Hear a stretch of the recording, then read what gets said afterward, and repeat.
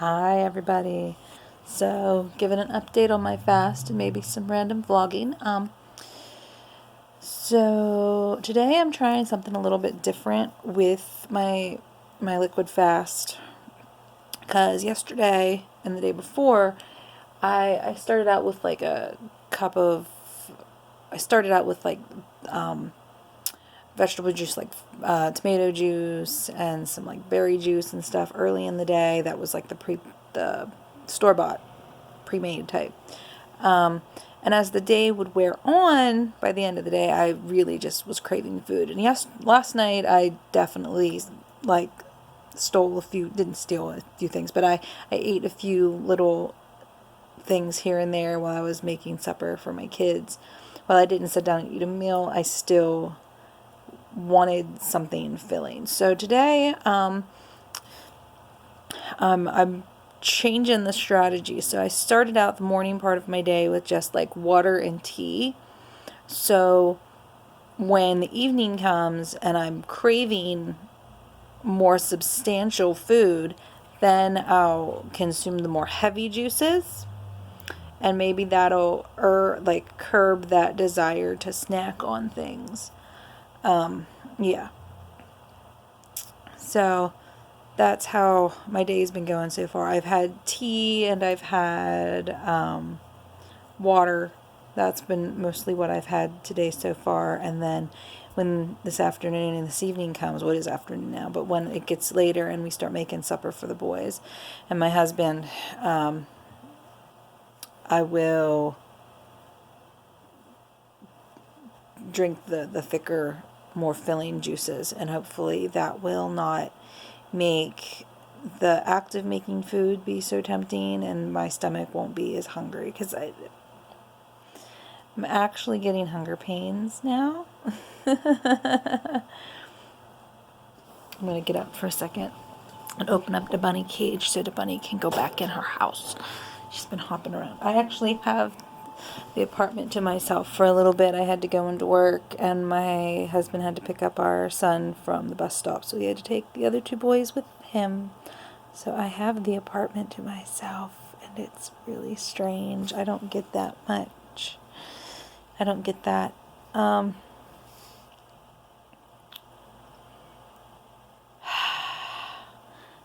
gonna get this bandana off. Ugh, I wear the bandana to work simply because I don't want people to not recognize me. I work with the elderly, and one of my coworkers had told me how she had like drastically changed and dyed her hair the one time, and the residents didn't recognize her.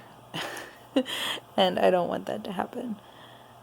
Granted, with me having glasses, it be less of a chance of them not to recognize me, but I just try to make it easier and not so shocking for them. I mean, eventually I'll probably go in to work and have my hair down. My hair down. But, yeah. Ugh. It sucks because I got out of the shower and I put the bandana on, so now it's all weird, and it was so cute and spiky when I got out of the shower. But yeah, trying a different system with the liquid that when I'm drinking it, so it's more thinner diluted stuff in the morning and the heavier stuff in the evening. Yeah, it's been interesting. My life has been interesting. I'm at an interesting point in my life. I'm not sure if I had mentioned in the one blog, but I had kind of a stressful moment. My anxiety was really bad. This was actually I'm not even sure if if I've posted that video yet. But I had a few rough days a while back. My anxiety got really bad, and because basically I know I'm not everybody's cup of tea. I'm not everybody's cup of tea. And I also don't particularly like to be a boat rocker or a pot stirrer. But on the same note, like, I am not gonna, like, hide my views and my opinions of things. And in this particular case, I'm old and I'm active on Facebook, and that, I guess that's a fairly common thing for people in their 30s to do. I realize that each age group has their own little thing on the internet that they do, and I'm a Facebook person. And the thing is, though, when people know you have a Facebook, they want to add you. And like coworkers or people that don't really know me, I am really reluctant to add people that only know me through work, because when I'm at work, I try to be professional. I've always tried to be professional. And I don't really let all of myself out there, and I'm a relatively nice person, and people have this misconceived idea that because I'm a relatively nice person, that they're gonna like me.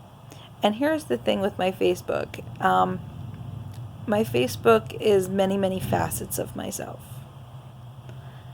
And I have views that piss people off. The one view that really was really getting with me, and that's a lot of controversy right now, is I am extremely pro-choice. That is one of my things. That is one of my passions. I try not to follow politics too much. There was a time I used to avidly listen to NPR and just follow politics, and it makes me crazy. I get so angry, super angry, so I had to stop. But I am really, really, really, really passionate about women's rights and being pro-choice. That is one of my things. And with the stuff that's going on right now, it just pisses me off to see some of the things that people post, because I feel like people are just not educated in the matter. And I had made a post a few weeks back about my political views, because I've always posted things on the subject, but I straight up made a post being like, this is part of the reason why I am this way, writing my views out. Because what people don't seem to understand is I have devoured information of all different areas that kind of make me view abortion in a different sort of light. And because I'm pro-choice, extremely pro-choice, people think I'm a harmful human being. Some people don't understand how I can be pro-choice but also be a mother and have no desire to have abortion myself. People don't understand how I can be pro-choice and have worked with babies. People don't understand how I can be pro-choice but also so adamant about, maternity leave. And I want to promote education and sexual education. I want to promote education in the birth industry. I want to promote the education of postpartum care, and prenatal care and all of that, because it's all lacking. It's all lacking. And I think that confuses people sometimes, because they think, oh, look at her, she's good for this. Oh, she agrees with that too. And I've seen some really horrible statements. And then it makes me realize who the horrible people really are. I've been, there's a term that's been rolling around in my head that I really like. Anyone who's ever watched the Broadway show Rent or the movie Rent, the one character Collins, he makes mention of teaching, and he had a lecture on actual reality. And it was from what they mentioned in the Broadway show, it's more about the AIDS epidemic, but it's kind of a term I've been embracing, of actual reality.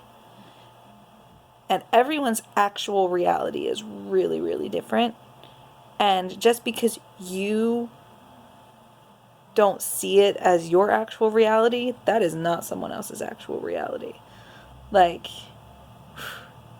I've just been thinking about that term, and I've been thinking about the diversity in people. I like to think about the diversity of people, but it's when you think there's always more. You know what I mean? There's always more to it.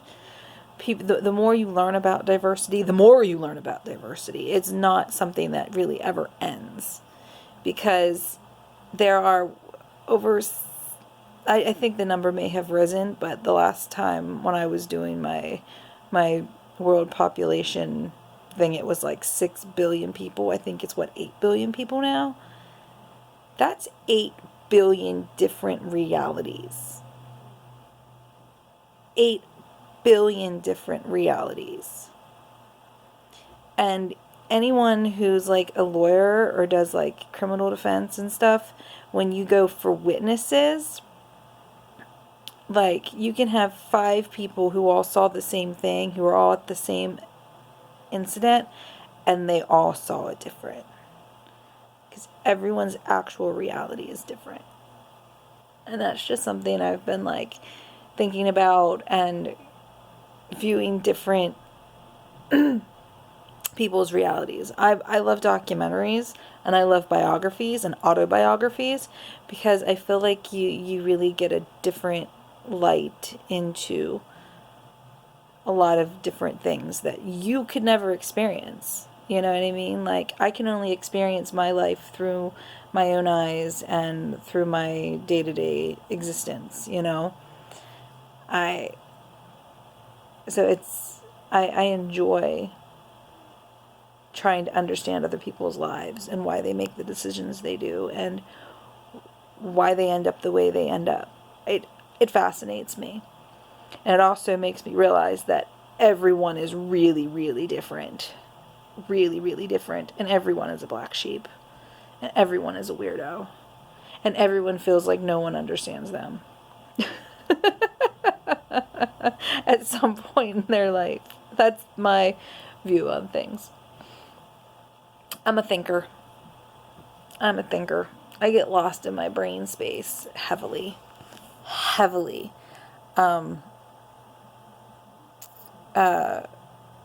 It's just how I am. If you want to explain it through the zodiac, through the zodiac that most people know of. I know there's lots of different zodiacs. I don't know what the zodiac is that I follow, but the one with, like Cancer and Scorpio and all of that. In that particular one, I'm an Aquarius, Sun, Aquarius, Moon, which is very airy, which is very thought-oriented.